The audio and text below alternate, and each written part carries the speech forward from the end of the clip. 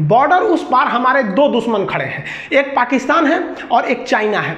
और बॉर्डर के अंदर देखेंगे ना देश में, तो देश के अंदर स्टूडेंट के लिए भी दो दुश्मन खड़े हैं, एक एसएससी है और एक रेलवे है। ये दोनों भारत के युवाओं को उसी तरह बेरोजगार बनाते हैं, वैसे ही बर्बाद करते हैं जैसे उधर से चाइना और पाकिस्तान। वो भी खतरनाक है, उनका भी इलाज जरूरी है और इनका भी इलाज जरूरी है। इस बार आवाज उठ गई है तो इसे दबने तो देंगे नहीं स्टूडेंट लोग। देखिए एसएससी और रेलवे लोग, आप लोग कान खोल के जरा सुन लीजिए।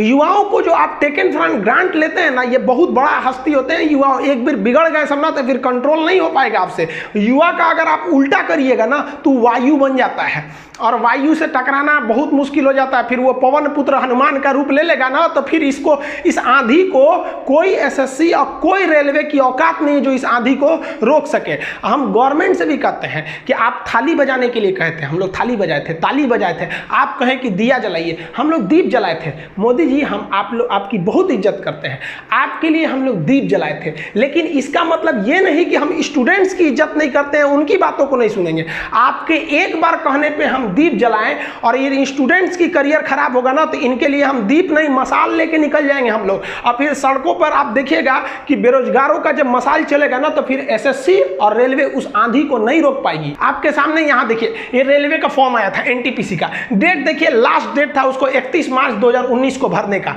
डेट खत्म हो गया, कोई मतलब नहीं है, 500-500 रुपए ले गए। लगभग 2,80,00,000 लड़कों ने एनटीपीसी ग्रुप डी वगैरह का टोटल फॉर्म मिला के भरा था रेलवे में। इतना लंबा फॉर्म भरा था। अगर आप इसमें से 500 का गुणा कर लेते हैं तो आपको यहाँ देख लीजिए अमाउंट मिल जाता है आपको 14 अरब का। इतना अमाउंट रेलवे ने इनडायरेक्टली लड़कों से रख लिया। अब 2 साल हो गए, अभी तक कोई आता पता नहीं है क्या होगा। अगर आप 10% के हिसाब से 2 साल का ब्याज जोड़ते हैं तो इनके पास 28 करोड़ का तो ब्याज आ गया, गरीब बच्चों से ले लिया। कई लड़के ऐसे हैं कि इतना लेट हो गया ये फॉर्म भरे कि कई लड़कों का फॉर्मवा भुला गया है जहां वो भरे थे। सब वो खोजता है सबकी रेलवे का हम फॉर्म भरे थे 2019 में, 2 साल हो रहा है अब हमें पता नहीं कहाँ है फॉर्म।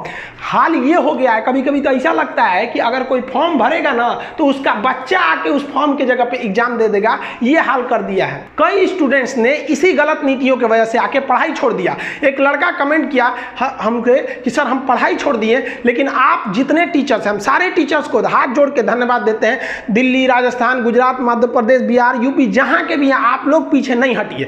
यहां पर कई लड़कों ने पढ़ाई छोड़ दिया कि सर क्या करें, हम लोग गरीब घर के रहते हैं, लोग घर द्वार बांधे रख के, गिरवी लेके, कर्जा लेके हम लोग पढ़ने आते हैं। 1 से 2 साल का टाइम रहता है। यहाँ तो आपका 5 साल में रिजल्ट क्लियर नहीं हो रहा है, कहां से हम करेंगे, हम लोग मजदूरी करने में लग गए। उन लड़कों को सोचिए कितना खराब लगेगा जब पढ़ लिख कर वो मजदूरी कर रहे होंगे। सब कितने लड़कों ने सुसाइड कर लिया यहाँ पर, आपको पता चलता है ये सब चीजों का? आपको तो केवल रिया चक्रवर्ती का दिक्कत है। अरे बाप रे बाप, रिया चक्रवर्ती, सुशांत सिंह राजपूत को हमें न्याय चाहिए, एकदम गलत हुआ है। लेकिन हमारा ये कहना है कि एक स्टूडेंट जब सुसाइड कर लेता है वो भी सिस्टम की वजह से, तो क्या उसके लिए कोई जिम्मेदार नहीं होता है? एक लड़का कह रहा है सर हम सुसाइड करने जा रहे हैं, हम नोट्स में लिखेंगे कि हमारी मौत का जिम्मेदार एसएससी और रेलवे होगा। उसको तो आदमी समझाया कि भाई काहे कर रहा है, हम लोग मुहिम चालू कर दिए हैं और आप स्टूडेंट सबसे कहना चाहते हैं आप भरोसा कीजिए, हम आपको न्याय दिला के रहेंगे। केवल हम नहीं, हिंदुस्तान का सारा टीचर इस बार उखड़ गया है, स्टूडेंट भी। और ट्विटर पे दिखा दिया था, इसका हम लोग को नतीजा भी देखने को मिला।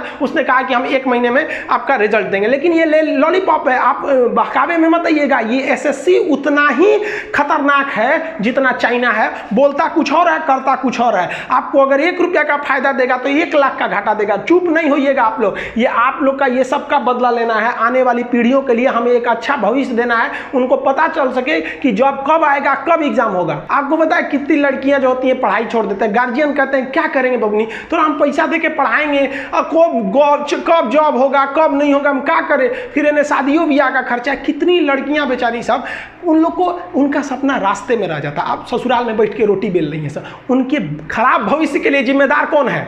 कौन जिम्मेदारी लेगा उसके लिए? आप देखे होंगे कितने गरीबी से लड़के पढ़ने आते हैं, उनका घर टूट रहा होता है, घर पे छत नहीं होती है, पलानी में रहते हैं लोग, इस सपने में कि बबुआ का नौकरी हो जाएगा। बबुआ का जब नौकरी हो जाएगा ना तो सब दुख दूर हो जाएगा, खानदान का नाम रोशन करेगा। अरे गला घोट रहे हैं सब ये एसएससी और रेलवे वाले, आपके खानदान का बच्चों का भविष्य बर्बाद कर देते हैं सब वहाँ पर। एक किसान का बेटा जब पढ़ता है ना तो उसका जो पैसा आता है ना, उसका बाप कैसे उगाता है, जितना दूर तक बैल चलता है ना, उस बैल के साथ साथ वहाँ किसान भी चलता है। आपको यहाँ बैल 2 ही दिख रहे होंगे, लेकिन 4 आदमी यहाँ मेहनत कर रहा है यहाँ पर। इसकी मेहनत की कमाई का नतीजा तुम फॉर्म भरा के रख लेते हो, एग्जाम नहीं ले सकते हो। कितने ऐसे लड़के हैं जो हमको बोलते हैं कि सर मम्मी का बीमारी है, कुछ ऑपरेशन कराना है, मम्मी अपना पैसा हमको भेज देती है कि जाओ बाबू पढ़ लो, नौकरियाँ हो जाएगा ना तो हम ऑपरेशन करा लेंगे। सोचिए इसके लिए जिम्मेदार को माफ नहीं करेगा रेलवे एसएससी। अगर भगवान भी देखता होगा ना तो नरक में स्पेशल कोटा दे के तुम लोग को थूरेगा, जो इस अत्याचार कर रहे हो हिंदुस्तान के लोगों के साथ। अरे इतने जालिम तो साले अंग्रेज भी नहीं थे सब, जितना ये रेलवे एसएससी वाले हो गए सब।